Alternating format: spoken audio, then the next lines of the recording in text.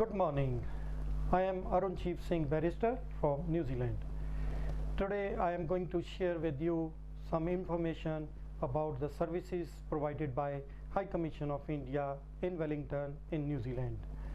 High Commission of India Wellington provides services to people who are on temporary visa in New Zealand or who are permanent residents of New Zealand or who are New Zealand citizens. But all these services are provided to people of Indian origin. The first service I am going to talk about is police clearance certificate. If you want to apply for your police clearance certificate, you have to fill up a form for miscellaneous services and attach 45 New Zealand dollars bank check in favor of High Commission of India Wellington, together with one photograph pasted on the application form for miscellaneous services, and your original Indian passport, and self-addressed courier envelope with your address written on it. And you have to send this for police clearance certificate to the High Commission of India Wellington, whose address is 180 Molesworth Street, Wellington. And within 5 to 10 working days you will get your passport and police clearance certificate from High Commission of India, or any intimation about any complications or concerns High Commission of India might have in respect of the police clearance certificate. The second service I am going to talk about is attestation of general power of attorney or an affidavit. So if you are on a temporary visa or a permanent resident of New Zealand, or you are a New Zealand citizen but you belong to Indian origin, then you can prepare a power of attorney, which could be either general power of attorney or special power of attorney, and then you can fill up, you can go to a notary public and get that power of attorney attested from the notary public. You must have 2 witnesses to attest that power of attorney, and then you can directly go to High Commission of India Wellington for attestation of that power of attorney, which is required under law. And if you don't have time to go there personally, then you can first send your original power of attorney to Department of Internal Affairs in Wellington for apostille. So they have a department for apostille services of Department of Internal Affairs Wellington, and then they will apostille that power of attorney and give it back to you, and then you can send the apostille certificate together with your original power of attorney, your Indian passport, and bank check of $60 as the fees for miscellaneous services. And you have to attach the application form for miscellaneous services and paste one photograph on the power of attorney, one photograph on the application for miscellaneous services, and then send a copy of the power of attorney also with that, and your self-addressed courier envelope to High Commission of India Wellington. They will take around 5 to 10 working days and send your original passport, original power of attorney with the apostille certificate after attestation back to you. Now the next thing which I want to discuss about is applying for a visitor visa to visit India, that every New Zealand citizen requires if he has to visit India to meet his family or friends or for sightseeing or holidaying. And for that every applicant has to fill up an online application form, complete the incomplete questions, and then send with the requisite fees, which is $105 to the High Commission of India Wellington, together with the New Zealand passport and the completed online application form and the fees and self-addressed courier envelope. And then High Commission of India Wellington can issue or can make a decision on your application within 15 to 30 days.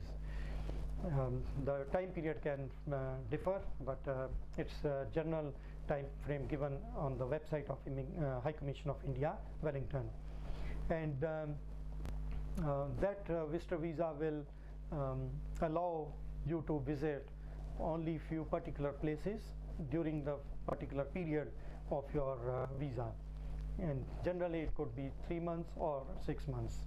And if you have to get it extended, you can get it extended while you are in India. For that you have to fill up another application and pay their fees. And then High Commission of India, Wellington provides another service which is called granting of OCI card. OCI card is a card which is granted to a person who is granted as overseas citizen of India. There are eligibility requirements for whether you are eligible to be a holder of OCI card, but I would generalize that few requirements are that you must be having a New Zealand citizenship, and you must have a New Zealand passport, and you must have renounced your Indian citizenship after gaining your New Zealand citizenship.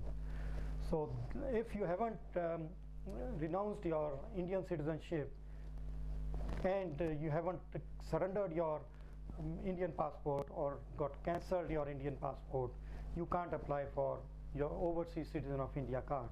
So the first step, if you want to apply for OCI card, is you have to apply for renouncing your Indian citizenship and for cancellation of your Indian passport. That will be done by the High Commission of India. The fees for that is $225 for people who want to surrender their passport now during 2016. And then once you have surrendered your Indian citizenship and you have surrendered your you have got your Indian passport cancelled, then you can apply for OCI card by way of filling an online application form together with a fees of $405.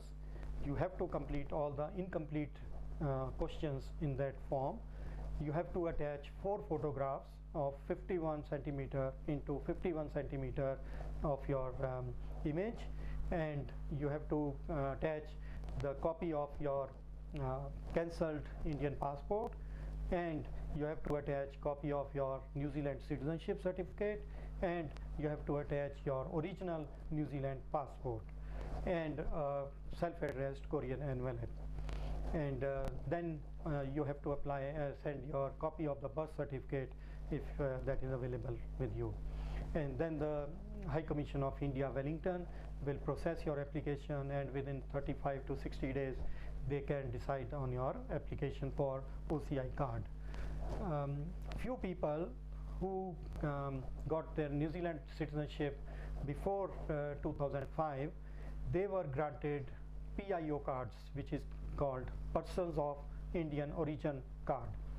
If you are currently holding a PIO card which was granted to you by High Commission of India, Wellington, now the law says that before 26th of June 2016 you have to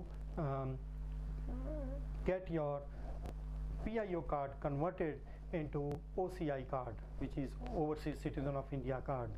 So if you won't get your PIO card converted into OCI card before 26th of June 2016, then you won't be able to use your PIO card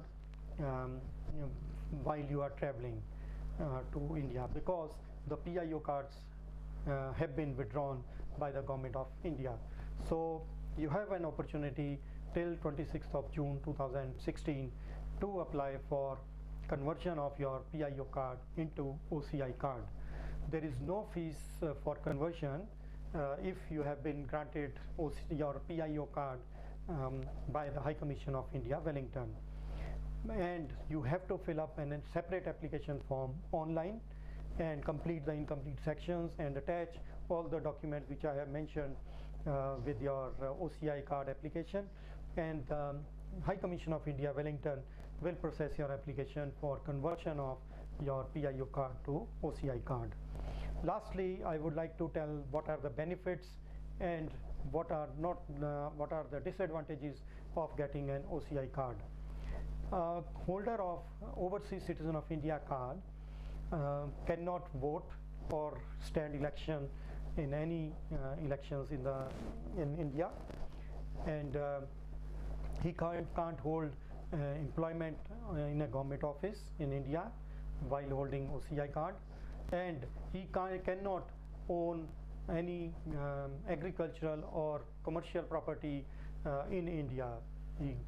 But if he is already owning it from his ancestors or from before he got New Zealand citizenship, then those rights are secured and intact. Those are not changed, but he can't acquire any further property in India after gaining OCI card.